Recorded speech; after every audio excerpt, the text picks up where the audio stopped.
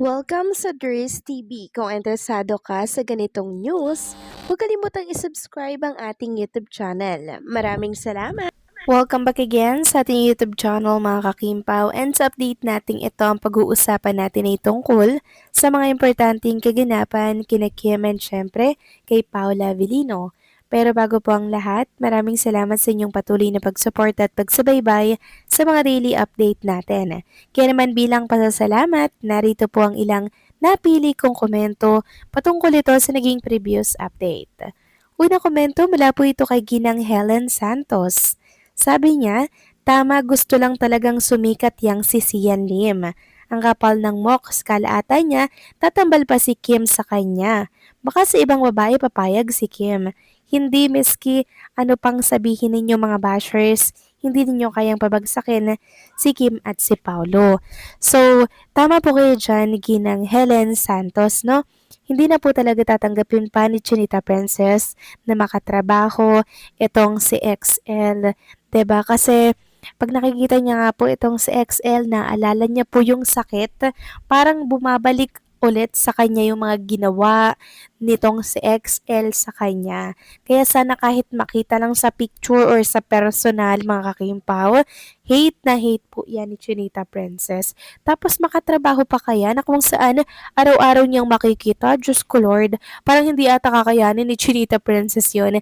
Kasi ilang buwan, 'di ba? Ilang taon niya pong pinaghirapan mga kakimpaw para lang maka-move on sa mga ginawa nitong si XL kay Chinita Princess. Tapos ganun-ganun lang mga kakimpaw para sa lalaking 'yon, kabilis na sabihing payag siyang makatrabaho si Kim Chu. Teka lang, payag ba si Kim Chu na makatrabaho siya? Hindi mga kakimpaw. Kasi si Chinita Princess, okay na po siya ngayon. Hindi na natin pagugustuhin na masaktan siyang muli at maalala po yung mga nangyari sa kanila nung time na karelasyon niya itong si XL. Tahimik na ang buhay ni Kim Chu, kaya sana lang wag na niyang mabanggit-banggit pa si Chinita Princess. Kaya please lang kalimutan na sana niya yung mga pinagsamahan nila dahil si Kim Chu, limot na niyang lahat yun. Pinilit niya yung kalimutan dahil para yun sa sarili ni Chinita Princess, para yun sa pagmamahal niya sa kanyang sarili. So maraming salamat sa komento, Ginang Helen Santos. God bless po and mabuhay kayo. Next comment naman, mula po kay Ginang Mila Carillo. Sabi niya, sana hindi papayag si Kim, parang binabaliwala lang ang nangyari sa tagal ng mga boyfriend sila ni Sian. Tapos sa alok sa pagdirect kay Kim sa movie, kung ako kay Kim, hindi ako papayag gumawa ng movie. Ano yan? Basahan ba yan? Matapos gamitin, biglang binabalikan ako Kim. Nakakahiya lang. Sana wag kang pumayag, parang naka-insulto kay Pau. Sana man, hindi payagan ng Kim Pau, nandiyan naman si Paulo. Magdirektor sa kanila ni Kim, parang binaliwala lang ang lahat. Pero Kim, ito lang ang masasabi ko. Huwag tanggapin ang alok ni Sian, sorry na lang. Basta Kim Pao pa rin kaming mga solid fans, senior. Laging nakaabang-abang sa Kim Pao. Support blessing lang kami hanggang dulo. Thanks God, iwasan nating masirang Kim Pao. Nandito lang kami sa paligid. Percent or 100% tuloy pa rin ang support namin, mga fans. Solid senior, tapat tiwala kami lagi sa Kim Pao. Maraming salamat sa komento, Ginang Mayla Carillo. Huwag po kayong mag-alala dahil hindi naman po tatanggapin ni Junita Princess ang kagustuhan na yan itong si XL na pagdirikan niya po si Chinita Princess. Never. Never po yung tatanggapin ni Chinita Princess. Never talaga mga kakimpaw. Dahil alam natin na pag example of wrong lovers na, ano na po yan kay Chinita Princess, ekes na yan mga kakimpaw. So maraming salamat sa komento, Ginang Mila Carillo. God bless po and mabuhay kayo. So ito na nga, pag-usapan na natin ang mga balita po na nakalap natin sa gabing ito at tunahin na nga nating pag-usapan ang tungkol dito sa pinost po ni Honey na picture po ito ni Kim Chu na kung saan pinagsama-sama niya po mga kakimpaw. So iba-iba po yung dress or OOTD dito ni Chinita Princess na para bang Barbie doll siya. Alam niyo po ba yung parang Barbie doll tapos yung parang tinatanggal tapos dinadamitan ng iba-iba? Parang ganito kasi yung naiisip ko dito. Sabi dito ni Honey, appreciation post for Kimi ST Looks this January. Such a passionista girly who consistently serves iconic pits. So, alam nyo, napansin to ni Kim Chu. Sabi niya, oh, this is so cutie-coded. Sobrang Barbie atake po mga kakimpaw. Etong mga nakikita natin na damit ni Chinita Princess. Ang kukulay. Then si Paolo Avellino meron din po niyan mga kakimpaw. Ginawan din po siya. Ayan, ilalagay ko na lamang po sa mga screen po ninyo. Pero kakaiba talaga tong kay Chinita Princess kasi mula ulo hanggang paa, talagang napaka-passionistang tunay.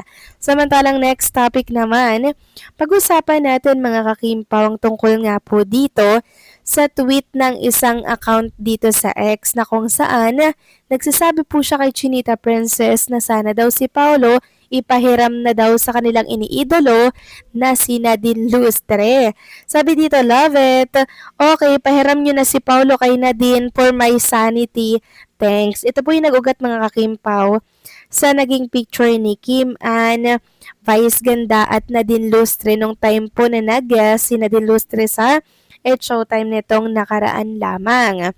Then ngayon, may nag-repost, sabi dito, I love Kim Pao and Nadine but we all know Paolo is in love team era with Kim at walang balak mag-solo pa ng dalawa. Let's respect them. Don't drag and push Nadine on this nagmukha lang pinagpipilitan nyo. Dahil lang sa kayo ang may gusto, madami LM dyan na wala LT. Doon tayo. So, itong ibang fan naman po ni Nadine, buti po maano yung isipan nila, malawak, no? Unlike dito sa isa mga kakimpaw, na pinipilit po niya na ipahiram si Paolo. Dito nga po kay Nadine Lustre. Then may nag-comment pa na pasensya na po sa kabaliwan niyang si Anion Geoma, dati kasing KP fan yan na naging basher, kaya kung sino-sino dinadamay, wala namang problema kung magka-work si P&N. Dahil nagka-work na sila noon, ang amin lang, if may project na offer si P, mag-decide personally, di ibang tao. So dati po palang KP fan yun na naging bashers din, kaya pinipilit po na ipahiram si P dito kay N. Then sabi nga po ni Vince, may baliw na naman, payaw-ayaw kay P para sa idol niya, now todo push ulit. Kita mo naman si Kim, lahat siya ang nag-i-initiate sa batian, bait lang si Chinita, walang envy sa katawan. Kaya di nagkakaayos kasi mga fanay, salivating P sa daming LM, bakit si Paolo? Then may nag-comment pa na sa gusto ipa-work si K and P sa iba artist, wala namang problema doon. Pero don't expect na support ng Kim Pao fan opinion nyo dahil sa KP fan nga ni. Meaning, ang pag-ship nila KP lang, not other artists. Di sa pagdadamot yun, pero gano'n naman talaga shipper ng isang LT loyal sa main. Yes, mga kakimpaw, syempre, KP lang yung support natin na mga project. Pero pag tumawid na si Paolo sa ibang bakuran, syempre, hindi natin yun masusuportahan, hindi po ba? Kasi tayo ay sa KP lamang po na tandem. And maging kayo din, siguro agree po sa sinabi ko, hindi po ba? So kayo po ba, anong masasabi ninyo dito? Gusto nyo po bang ipahiram si Paolo sa ibang artista para itambal dito si Paolo Avellino? Please comment down below mga kakimpaw, okay? So paano, hanggang dito na lamang po ang update natin. Maraming salamat sa patuloy po na pagsuporta.